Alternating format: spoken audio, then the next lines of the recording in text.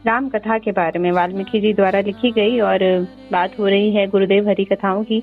और इस कथा में आज ये वर्णन चल रहा है कि श्री रामचंद्र जी हैं वो अयोध्या से वनवास के लिए जा चुके हैं और जब भरत को पता चलता है तो वो किस तरह से उनको वापस लाने की चेष्टाएं कर रहे हैं। जी रागलेखा दासी जी। जी, उन्होंने जब राम जी की ओर देखा तो राम जी ने कहा, आपका जो आदेश होगा ठीक वैसा ही पालन करूंगा। यदि आप कहेंगे अयोध्या लौट जाओ तो मैं लौट जाऊंगा। भरत जी की ओर देखा तो भरत जी ने कहा, आप जो कुछ निर्णय देंगे मैं ग्रहण करूंगा। उसके बाद राजा जनक ने आंख बंद करके भगवान शंकर का ध्यान करके कहा, इसमें भरत की जीत हुई है। ये सुनकर सभी लोग बड़े प्रसन्न हो गए। कुछ क्षण पश्चात जनक जी बोले, भरत की जीत हुई, राम को भी इनकी बात माननी होगी, किंतु प्रेम की भी एक मर्यादा होती है। प्रेमी को प्रेम के लिए अपने प्रेमी के लिए सब कुछ दे देना होता है, उसे लेना कुछ नहीं होता। यदि तुम्हारे इष्ट देव राम है तो राम के चरणों में गिरकर उनसे पूछो कि वे क्या चाहते हैं और वैसा ही करो। तो जो प्रेमी चाहते हैं वैसा ही करना पड़ेगा। ऐसा सुनकर भरत जी की आंखें खुल गई और वे अभी तक अपने लिए कह रहा था कि अपना सुख देख रहा था, राम जी के जाने से मुझे प्रसन्नता होगी, किंतु राम जी की प्रसन्नता किसमें होगी मैं ये चिंता नहीं कर रहा था। भक्ति में यही चीज होती है, साधक को विचार करना चाहिए कि प्रेमी को विचार करना चाहिए कि हमारा इष्ट देव क्या चाहता है, उसके लिए सब कुछ कुर्बान कर दें।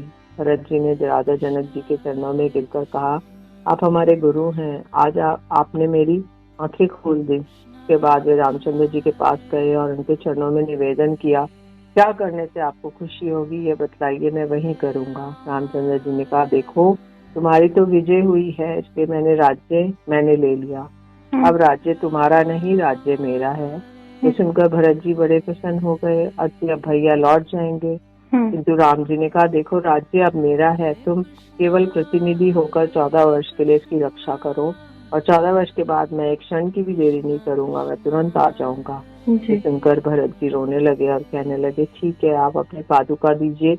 पादुका लेकर अपने सिर पर धारण किया। मैं अयोध्या के राज सिंहासन पर नहीं बैठूंगा, मैं नंदीग्राम में भजन कुटी बनाकर आप जैसे जटाजूट धारण करके वनवासी की बात ही रहूंगा। 14 वर्ष के लिए अपेक्षा करूंगा और एक क्षण की भी देरी होगी तो अग्नि में कूद मरूंगा। ऐसा सुनकर राम जी ने कहा, ऐसा नहीं होगा, मैं जरूर आऊंगा।